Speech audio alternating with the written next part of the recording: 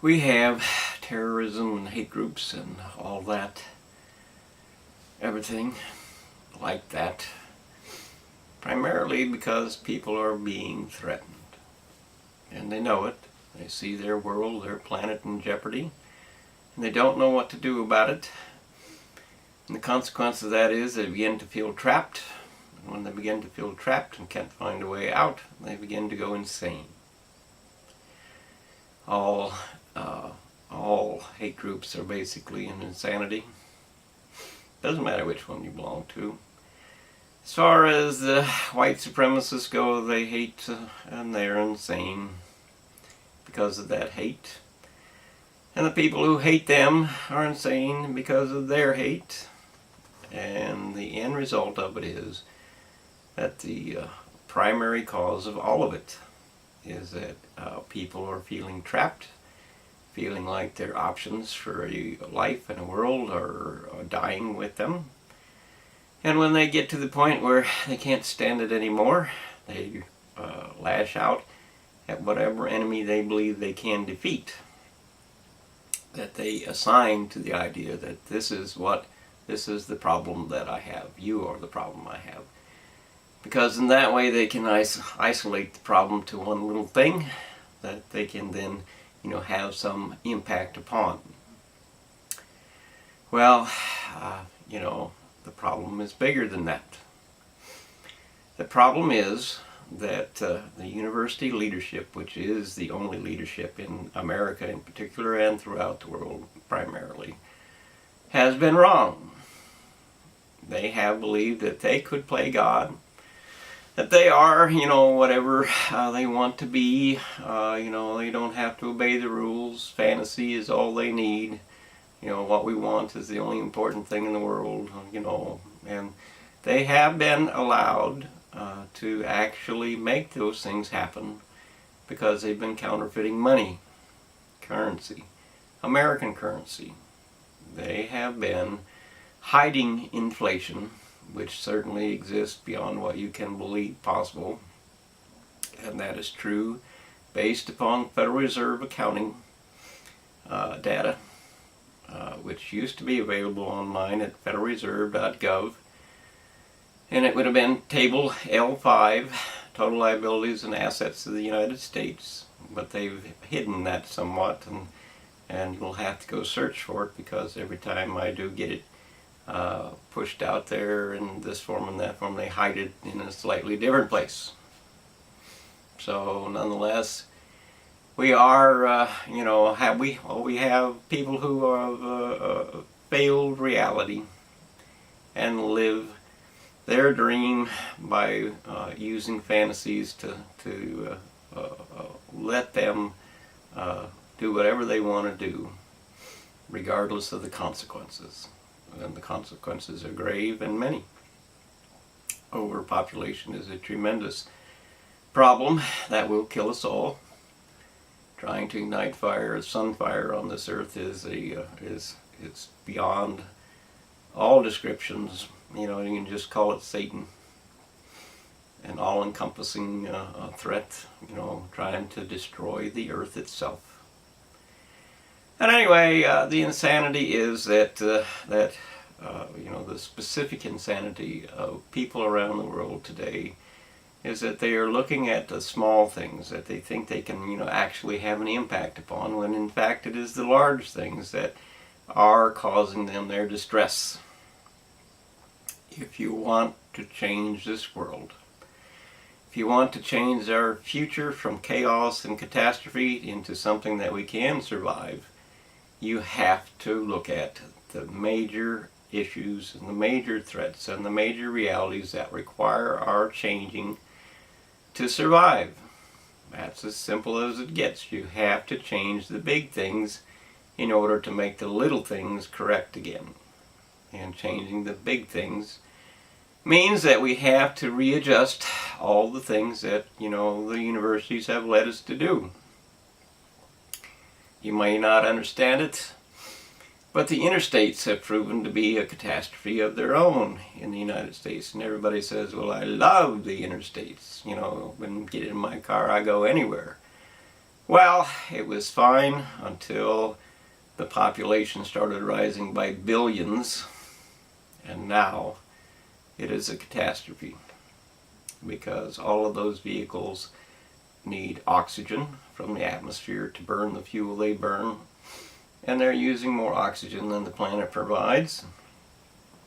All of those, it's just a massive, massive reality. Antibiotics are a great thing. While the population was small, much smaller, but that has been a tremendous cost because now the population threatens to destroy the entire environment, the human population. It's us that threaten us. We all contribute, and we all have to change to survive. Your politicians, they have been bought with the counterfeit money. And those who are really, really politically minded, they're primarily the people who have been getting free money, free bribes because of that counterfeiting. It takes an army to move a nation, and if you bribe them, they will come. And they do come. The entire United States of America is on payroll. $20 trillion of asset increases per year, every year. $20 trillion is $200,000 per 100 million people. That much money over and above whatever it is that taxes were, plus whatever it is that the debt is. The federal debt in the U.S. is said to be $20 trillion now. Well, that's just what Congress spends over the taxation that they actually bring in. That doesn't account for business or industry or people or banking or any of it. The 15 trillion or 16 trillion, whatever they're claiming today, is a complete fantasy. If you look into their accounting statements, business generates $3 to $4 trillion. Business, agriculture, all of it, $3 to $4 trillion. The rest is attributed to banking. And banking literally does nothing but play with numbers. That's all banking does. It plays with numbers. And the Federal Reserve, puts out more numbers, and the Congress makes them put out more numbers, and everything runs based on inflation. And of course, since they are not allowed to call it inflation, they call it a debt we can't possibly pay back. And then they call it an asset to hide the inflation so that they don't have to account for it. Oh, we're rich. Well, we're not rich. We're poor. And that too in America is what's driving hate groups. And then people are, hating groups because they're finding immigration taking over their lives, and immigration is taking over their lives because your leaders have been throwing American currency out to foreign nations everywhere by the trillions. And then those people are coming back over here and buying our property with their fake American currency that the leaders of this nation provided. You can thank the university professors for that. Because it is the universities which do control this nation. Every fantasy they could find has been employed. Everything that they ever wanted has been done. Experiments and experiments and experiments and trying to disgrace and discredit and disrespect you have been done endlessly. And the media, of course, is only concerned with, isn't the university great? Well, no, the university is not great. And whether or not they do some things that are useful and okay and even better than that, that doesn't account for life must come first for this planet, or we all die. It is that simple. We are roughly 8 billion people today, growing at 100 million plus per year across the world. If you can't understand that we are more than one person per acre of agricultural ground today, and you're taking more and more out of the sea every day, and you're not leaving the next generation an opportunity to live or grow or survive, and you're poisoning everything in the ocean that you can find, and on and on and on it goes. And as a consequence, people become scared, and when people become scared, they become feeling trapped, and when they feel trapped, they become insane, and when they become insane, they look at someone to hate so that they can have an impact upon their world and try to correct all these problems. Well, you can't correct them from the little things, and you can't correct them from the little guys, and you can't correct them without changing the very nature and the very reality of things that are causing the problem. And that means that we as a people must change all of this ourselves. Redress of grievances is a First Amendment law that allows us, as we the people, to judge our leaders and see if they have in fact been obeying the oath they took. The oath of office that says, we will put the Constitution first. Well, they don't do that. And that is a big thing. In other words, it is a corruption that has been trying to take over the nation and turn it into communism. Or more correctly, university communism. They make all the decisions, they control all the money, and we get to do whatever we can find as slaves, because the fact of the matter is, when it's counterfeit money, you haven't been paid. Even if you can take the counterfeit money down to the auto dealer and buy a new car, the reality is fake money is fake money, and you're just changing fake money for fake money. I mean, it's not real. And if it's not real, no matter how many numbers you have, suddenly all those numbers and all those expectations are dead. And that's just a fact of life, and that of course causes enormous amounts of concern and a growing insanity as well. None of it is real. And that's because the universities who are in charge of this nation is not Democrats or Republican. It is the university diploma that controls our world and our nation in particular.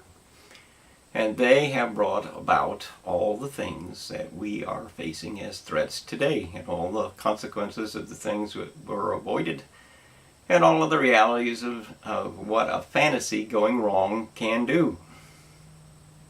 Failure to respect reality is a tremendous thing, and it ends terrible.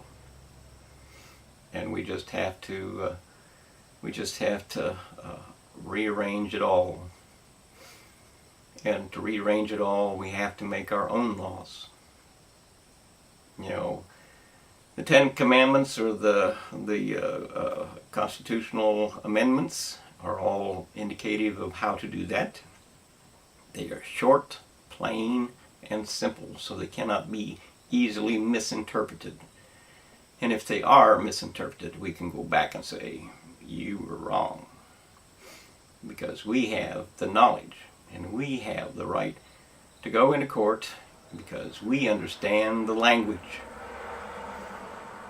It's a foreign language that causes us not to be able to fight for ourselves in court. And that foreign language is all the rules and all the words and all the crap that they've placed in front of us so they can take more money from us. The lawyers and their billing are traitors to this world. They are literally traitors to this world because they keep people out of democracy itself. Because the threat is, even if you come to court and fight for your rights, we're going to take everything you have for nothing. They do basically nothing. Most, not all, most. And so they keep democracy from being defended. That's another thing that has to be changed. We must judge the judge. He has no right to stay wherever he is in a courtroom. He has no right to stay there forever. The Constitution does not allow it. It gives him the right to stay during good behavior only. Good behavior is not destroying the Constitution itself, nor is it any other thing that doesn't bring us justice, fairness, or peace as a society. we have the right to make him or her obey ourselves, because we are the owners of this nation. It's not more complicated than that. Nobody gets to be, God. Nobody gets to be Savior. Nobody gets to be this, that, or the other thing. But we can be the people who made our own law. And we can be through that law because we understand the law, because it is short and simple and, one page. We know what we voted for and we know what we made the law. Therefore, we can enforce the law. And we can control the judge because we know what he should have done. And that gives us power to lead the people. These are, simple things, really. Go to www.justtalking7.info, and there's a lot of other sites that help you try to understand the basic realities of what we can and cannot do to resurrect our world from the grave that it is being thrown into. Literally, the grave that it's being thrown into. And so the consequence of it is, the people who have a hate for this person or that person literally does have a right to be upset. They literally do. And those who don't get upset are those who just don't know what the world is going on. They think they can avoid it. They leave me alone. Well, once your world is dead because you didn't do what you had to do to keep it alive, well, you're involved too. And no escaping this world. Not without dying first. We're not going to other planets. We're not, none of it.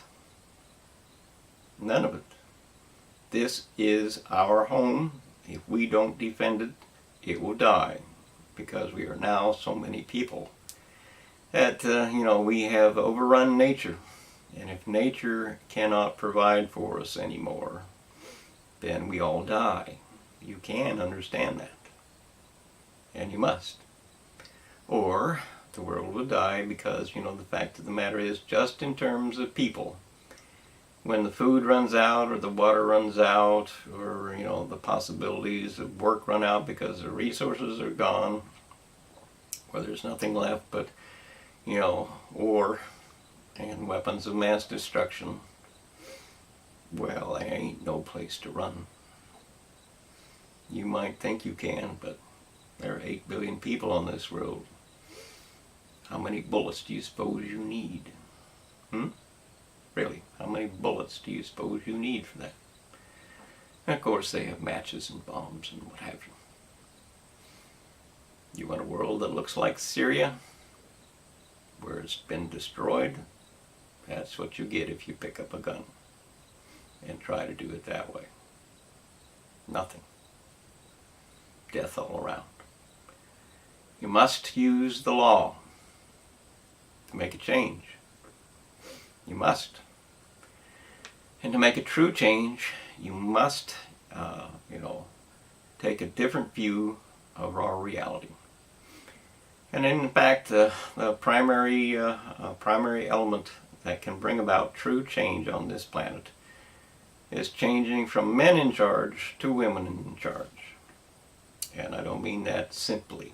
I mean that in a way that, we all have to make a law that seems right to us.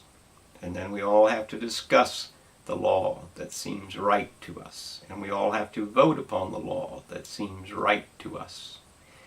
And in that way, whoever is right, or more correct than the rest, gets to be a leader. Women have an equal say and equal vote, at least in this country. And if you put your heart into it and write a law that is fair and just to all, it is more likely that you will find the words that will change this planet than men will. Because they've been doing it for, thousands of years that we know of. This is the best men did do. This is it. And they can't really do anything else because they have all kinds of things set up to defend themselves in the courts and everywhere. So their change is pretty much done. So that leaves women. And you can, think about that, or you can argue about that, or you can do whatever you want to about that. But you can't avoid a world in trouble. And we are in trouble. We are. Look at the threats that exist. You can find them all, or a big portion, big enough portion on my sites. Just take a look, see what it is. And then go search the evidence that is available and investigate whether this could be true or not. And then absolutely think about it so you can decide whether we can or cannot afford to be wrong. So let's search for justice a little bit. What went wrong in America? Because there is not justice here. Nor is there fair play. These are signs of corruption and a failing nation, because it is the court system in every nation that keeps the peace, provides harmony, promotes the happiness, and constructs a society that is worth living in. So justice is very important, as are the people who provide justice or fail to provide justice. The reality of our world, and our nation in particular, is that without law there is only chaos. Because if you don't have some type of order, a realistic discipline, some balance to the state of what is or is not fair, then people do whatever they feel they can or have to do, and the end result is somebody with a weapon always stands up and tries to take something, everything, from those who do not have a weapon that is as superior. The Second Amendment is about genocide. It's not about weapons, it's about genocide. And certainly America is the biggest proof of that whatsoever. Because when the immigrants came over to this nation in the beginning, when it was only an Indian nation, many Indian cultures, they tore it apart because their weapons were superior. They took everything and killed a lot of them, and kept killing them until they were almost extinct. So the idea that there should not be a Second Amendment fails, because the reality of it is that people who hold the superior weapon almost always use the superior weapon because they want more, and to get more they take it from the others who built their lives instead of destroying someone else's. So the Second Amendment isn't an issue. Guns, however, are an issue in and of themselves. And so is policing. And of course there should be a Bill of Rights for both police and the military and the public citizen and even the politician. Everybody should have their Bill of Rights so they know exactly what the boundaries and the limits are. Know exactly what kind of punishment they get if they fail. And there isn't anybody on the police force that can justify not using such a thing as a rubber bullet. You can use a rubber bullet in a gun. Such as, it should be like 4 bullets. Although there are people who just shouldn't be police officers. But anyway, if that bullet hits you like a baseball bat, it is going to stop you. That's just the facts. Let every police officer who thinks that the rubber bullet isn't enough stand in front of that rubber bullet, and after he takes a hit, or 2 or 3, or if they want 4 bullets, after they get hit 4 times, if they can come up and say, that wasn't enough, I can still shoot you, or whatever it is, before you can shoot me, well, then you increase the velocity a little bit and make it a little stronger. But non-lethal or nearly non-lethal is a big improvement over what it is today. So that's just a choice, and society can make that choice. And police can use that choice because it doesn't make them critically responsible if they get nervous or if they make a mistake. People can still survive. Now, that's just one tiny, tiny little issue. The court system is corrupt because, as always, given a little bit of time, the more powerful they become, the more they want to control everything. And the first thing they control is the court system, to ensure that nothing affects their power. That's the constant throughout history, and it will remain the constant so long as there is power. In America, power is the control of resources, well, actually everywhere. The control of resources, the control of rights, or the control of money. And money has become so powerful today because that it is counterfeit. Instead of inflation, we have hidden inflation. Hidden inflation is the generation of asset increases, as is consistent with the Federal Reserve.gov accounting sheets, that increases the currency by $20 trillion a year, over and above what actually occurs. So the powerful have $20 trillion to spend in any way they want to. Just the tiny few at the top. They get to choose what they spend that $20 trillion on. $20 trillion is $10,000 for each and every one of 100 million people. And they, spend it on their fantasies and their failures and their power and so on and so on. Just like, kings and queens have always done. But they need an army, so they bought an army with bribes. Got a university diploma, well, you're one of us. So you get $1 million more in income, regardless if you do anything or not, because reality doesn't determine the price. And of course, darn little reality in this world, because the university doesn't like reality. That offends them.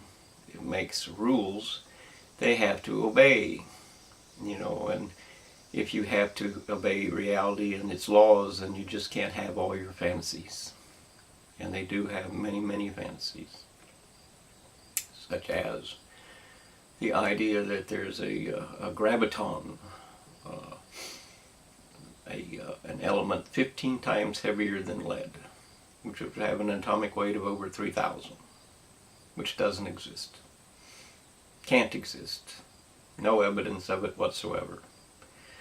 But they use it to promote the idea that they can ignite sunfire here on Earth, and without that graviton, like they say is on the sun, the fire will just extinguish itself. Well, it won't. And there's no such thing as a graviton, and there's no evidence of it. It's just a fantasy, like fusion. They say that combining two hydrogen atoms into a helium atom is what produces the BTUs that come off the sun. Well, there is no helium atoms being produced. Helium is one of the rarest elements in the universe. Plus, at Lawrence Livermore Laboratories, or the National Ignition Facility as it was called, they've already tried to do that with 180 million degrees and half a trillion psi of pressure, with 192 lasers all focused on the same spot, and they did not create fusion. So they're going to burn the earth. But back to justice. Okay, justice is a state of mind. Realistically, it's a state of mind. We have the right, so we believe, to be what we want to be, to use our freedom as we see fit, and to live or to love or whatever you want to say, by our own terms, as far as law and order will allow. So the law is very important, and it presents us with the order that we must live in. Then how we balance that becomes fair play. So we have powerful people who are corrupting the court, and taking the freedoms and the rights and the things away. And they do that by, and I have several cases to prove it, by, in this case, avoiding constitutional law. The Constitution provides for some disciplines and some order and some balance, as stated. The Constitution is not allowed in the courtroom. It's not allowed in the U.S. Supreme Court. It's not allowed in the Illinois Supreme Court. It's not allowed in the appeals or the districts or the county courts. It's not allowed, even though it's the law, and in fact the very foundation of law. It's not allowed. There are court-minders, people who watch the judges to ensure that things which affect the powerful will not come to court. Well, you can state in, you can arrive in court, but it's not going anywhere because they refuse to admit it's there. It's as silent as silence can be. They refuse to accept anything regarding the Constitution, unless, of course, media is there to, point out to the fact that you're not obeying the law. And, of course, media is about keeping the powerful in their powerful positions. So media is not there. Media is a puppet and a propaganda machine. That's what its uses are. Puppet is to make sure that the powerful get what they want, because after all they provide the money for advertising, which pays the broadcaster, and on and on it goes. On and on it goes. Propaganda is to keep you in line. Believe in the university. Believe the university can't be wrong. Believe the university will find a way. Believe in the university. Well, in the case of ignition of sunfire on Earth, if the fire doesn't extinguish itself, there are no second chances. The entire planet burns. Nothing is simpler than that. You understand what fire is? You do. It's a 10 million degree heat. You can't approach it. It burns atoms. No chances at all. Once ignition occurs, if you want to believe the university, it'll just put itself out. On the other hand, you can look at the sun and say, it didn't put itself out. And there's no reason whatsoever to believe in an element that is, or an atom that is, 15 times heavier than lead. There's simply no valid reason for that at all. The gravity of the sun comes from the fire. And that's explained. I think it's in www.justtalking5.info, or one of the sites that I provide, or actually it's on more than one. Anyway, justice, or the ability to have a democracy, more specifically, is about being able to use the law to enforce the law. And of course, when the courtroom threatens you with financial devastation, then you can no longer afford to fight for your democracy, because you're going to be financially devastated, ruined. You're going to be in poverty, and that is, of course, exactly what the court or the powerful people want. Because if you don't have any money, then you must fight for your very life instead of fighting for your nation or your world. And if you're fighting for your life, you have to go begging for work or begging for whatever it is that you need to survive. And they get to do whatever they want because you just simply cannot fight against them. You don't have the means. So, here we are.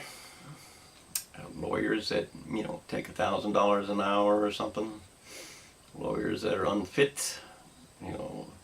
Juries that are told they can only decide one tiny little thing, which is not the purpose of a jury. A jury is to decide whether or not the court system has produced an appropriate response that is justice in this society, that is fair play for the individual, that is a balanced relationship between what is life and what is law. That's the purpose of a jury. It is not necessarily to make a decision about one tiny little thing, although that can or cannot be included as the public desires. Nonetheless, judges are not effectively working for the nation. They are trying to protect themselves, just like you. If they do what the people who pay them want them to do, then they improve. They get more stuff. So and if they corrupt themselves, they get more stuff. We must judge the judge as a society. Every courtroom must be open, and we must judge the judge. We must judge the lawyer. We must judge, the trial. Was it fair? Was it, realistic? Was it true to the evidence? We must protect ourselves by keeping our courtroom for ourselves. And that means that the lawyer can no longer charge whatever they want. They can't do it. We need to take that over and stop the insanity and take back our democracy so that we can in fact fight for our nation and our world without the fear of being financially ruined or even thrown in prison, because they do that too. There's any number of things that are wrong with the court system. It is corrupt, and it is tragic. And that, goes from the bottom of it to the very top of it. Corrupt. And that's what happens anytime money becomes free. Or every time money becomes free. Or the weapons become too superior. The powerful get to be more powerful, and the more powerful they get, the more powerful they want to get, and the more they do to protect the idea that, you can't take this away from me. That's just, that's the nature of the beast. And it is a tragic beast throughout in the history of humanity. So, our job is to fight for our law. And the best way we can fight for our law is to make our own law. Not by voting for someone to vote for me, by voting on the law itself, so that I know what the law is, and I can enforce that law because I know what that law is, and I know how to interpret it, and I know how to defend it. That's the purpose, or that's the blessing of a democracy.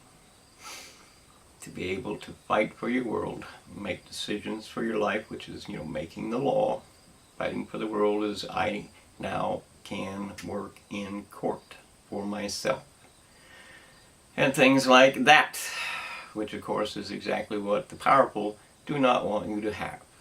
There is no such thing as a different world over the history of time. People are the way they have always been. People across the world are, equal, and they're the same as they've always been. American is not something this or that or the other thing. We're made out of all the people of the world. And we took over the Indian nation and made it a compilation of everybody in the world, which means that we have every problem in the world. We don't just have a few problems. We have every problem. So, the idea that, we're all superior is stupid. It ain't so.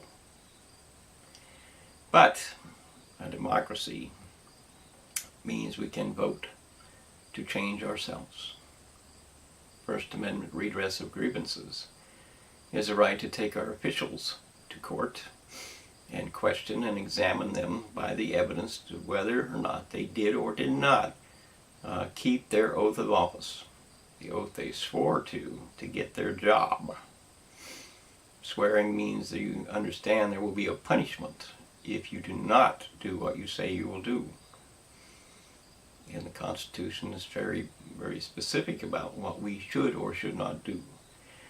And none of it includes the idea that you can experiment or risk the entire world or the nation, or blow up islands or threaten anybody.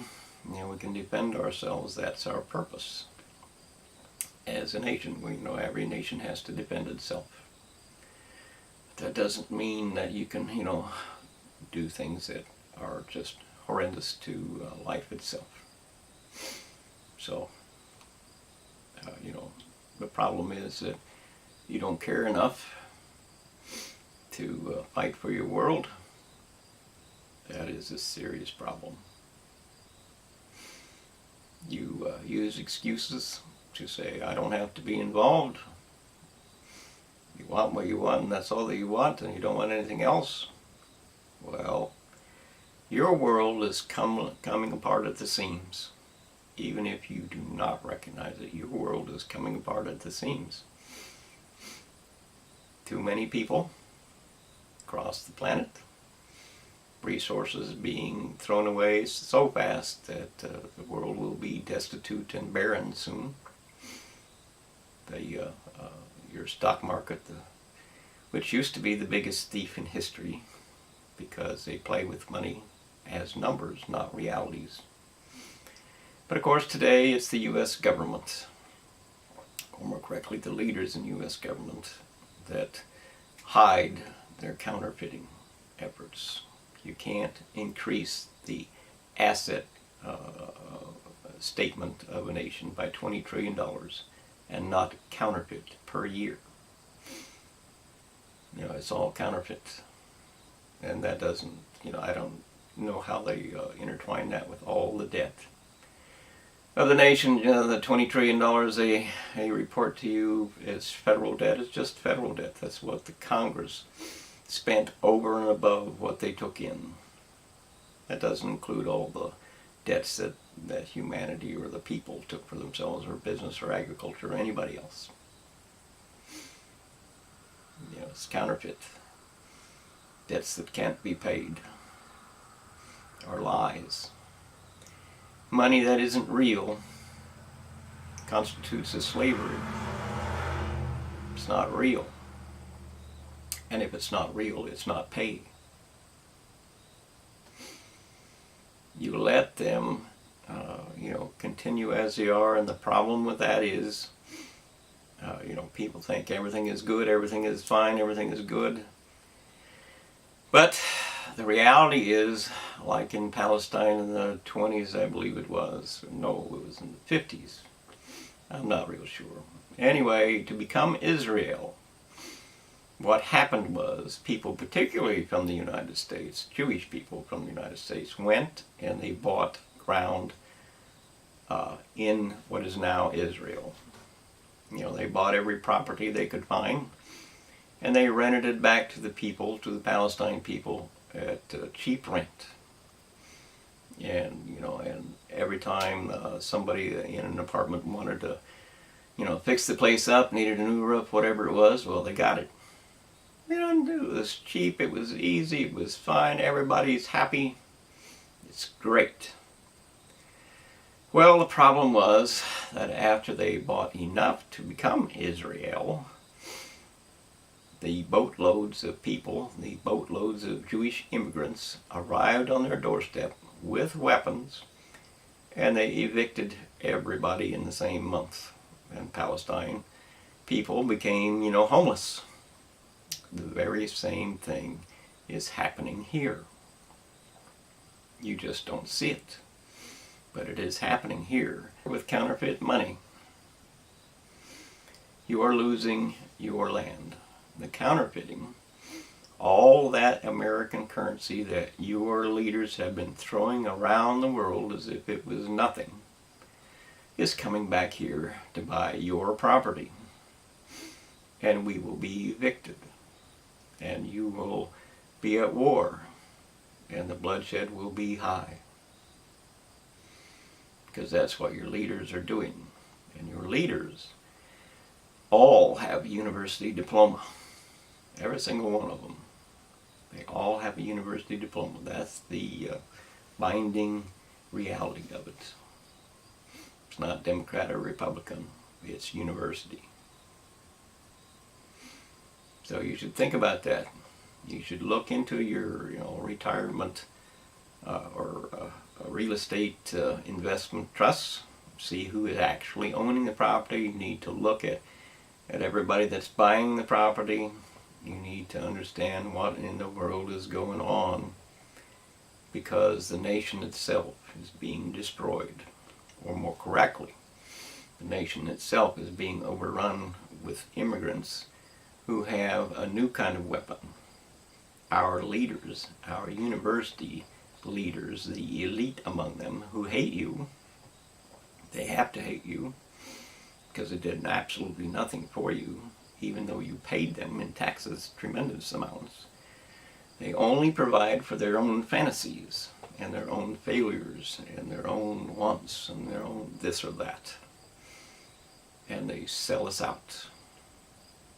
That's because that's what they want to do. That's what they want to do. They sell us out. And they're giving, trillions of dollars in American currency to foreigners who come back and buy our property. The difference between an immigrant and a citizen is a citizen builds while an immigrant comes to take.